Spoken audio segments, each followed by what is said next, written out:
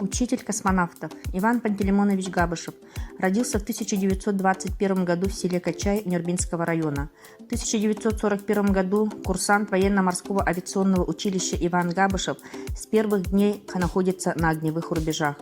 Под Сталинградом командовал взводом 88-го гвардейского полка 33-й стрелковой дивизии. В 1943 году был тяжело ранен. В 1946 окончил Коломенский педагогический институт. И с 1950 года работал в военно-воздушной академии преподавателем высшей и военно-прикладной математики. У него учились космонавты Герман Титов, Леонид Кизим, Владимир Ляхов, Валерий Рюмин, словом, все космонавты первого поколения, за исключением Юрия Гагарина. Также у Ивана Пантелеймоновича азам высшей математики обучались космонавты зарубежных стран: Зигмунд Йен из Германии, Владимир Ремик из Чехословакии, Фам Туан из Вьетнама. Многие ученики Ивана Габышева стали командующими армиями, военно-воздушных сил, начальниками военных академий и училищ, главными штурманами военно-воздушных сил СССР и России.